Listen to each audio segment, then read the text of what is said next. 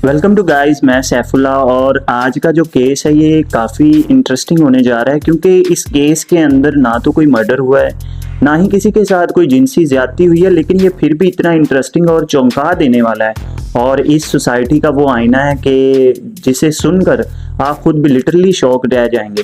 बेशक ये चीज़ मेरी निश के अकॉर्डिंग नहीं बनती, लेकिन मुझे फिर भी जब मेरे सामने ये केस आया तो मुझे लगा कि इसके ऊपर मुझे वीडियो बनानी चाहिए। तो एक छोटी सी वीडियो मैंने सोचा कि इसके ऊपर भी मैं बनाता चलूँ।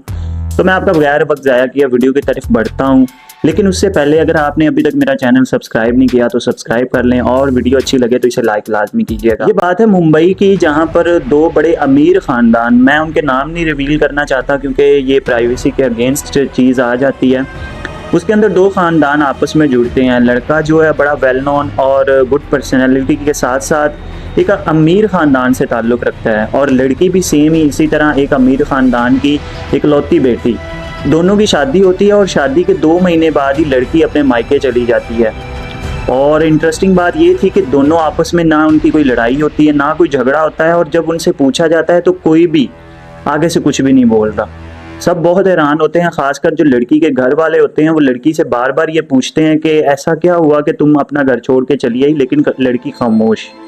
लड़के के घर वाले कहते हैं कि लड़की गई कहाँ और क्यों गई और किस वजह से गई, लड़का भी खामोश। सब बहुत हैरान। अब लड़की के जो घर वाले होते हैं वो एक प्राइवेट इन्वेस्टिगेटर हायर कर लेते हैं।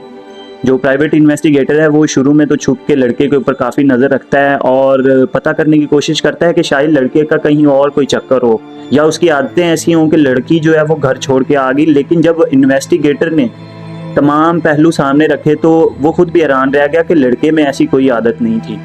वो घर जाता था, घर से ऑफिस और थोड़ा बहुत दोस्तों के पास।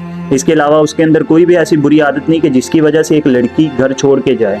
अब वो इन्वेस्टिगेटर खुद भी हैरान। उसने एक और तरीका आजमाया। उसने सोचा कि वो लड़के के करीब आता है। अब वो इसी तरह ही लड़के के करीब आना शुरू हो जाता है, हाथ वगैरह बढ़ाता है, हंसी मजाक उन दोनों के दरमियान शुरू होता है और बात दोस्ती तक पहुंच जाती है। एक दिन होता कुछ यूँ है कि जो लड़का है वो शराब के नशे में होता है, तो जो इन्वेस्टिगेटर है वो उससे पूछ लेता है ऐसी क्या वजह थी कि लड़की जो है वो घर छोड़ के चली गई। अब लड़का चूंकि शराब के नशे में होता है इसलिए सब कुछ सच सच बोल। लड़के ने जब सच बोला तो इन्वेस्टिगेटर खुद भी हिल कर रह गया। लड़के का कहना था कि मेरे कुछ दोस्त मेरी शादी में अमेरिका से नहीं आ पाए थे, तो मैंने सोचा कि जब वो इंडिया आए तो उनके लिए एक बैचलर पार्टी रखूं, और इसी सिलसिले में मैंने एक होटल के अंदर रूम वगैरह और बाकी जो फंक्शन के इंतजाम होते हैं उनको बुक किया। अब आपको इस बात का बखूबी अंदाज़ा होगा कि जब इस तरह की कोई पार्टी होती है तो वहाँ पर जो लड़कियाँ हैं वो भी अवेलेबल होती हैं। तो जो लड़का होता है वो अपने दोस्तों को एक कार्ड दिखाता है, यानी कि जिसमें लड़कियों की तस्वीर वगैरह होती हैं। तो उसके जो दोस्त होते हैं वो एक लड़की को पसंद कर लेते हैं। अब लड़की को जब पसंद किया जाता है तो अगले दिन जब पार्टी होती है, पहले एक लड़का उसका दोस्त जाता है, फिर दूसरा जाता है, और इसी के बाद जब लड़का खुद जाता है तो कमरा खोलता है और सामने देखता है कि उसकी अपनी ही बीवी होती है। और वो एक तरह से सकते में चला जाता है और हिल कर रह जाता है कि आखिर इसको ऐसी क्या ज़रूरत पड़ी थी कि ये इस नहज पर पहुंच गई। अब दोनों का आमना सामना हो जाता है। अब ना तो लड़का अपने घर वालों को ये बात बता सकता है और ना ही लड़की। कैसे बताएं दोनों?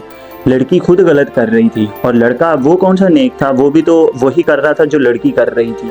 लेकिन जब तमाम इन्वेस्टिगेशन जो इन्वेस्टिगेटर हैं उन्होंने करवाई तो पता चला कि जो लड़की थी वो एक ना सिर्फ अमीर ख़ानदान की बेटी थी, उसको पैसे की कोई ज़रूरत नहीं, लेकिन वो ये काम मुसलसल काफ़ी दिनों से कर रही थी। वो शादी से पहले किसी ऐसे ग्रुप के साथ अटैच हो गई थी जहाँ पर ये चीज़ बहुत कॉमन थी।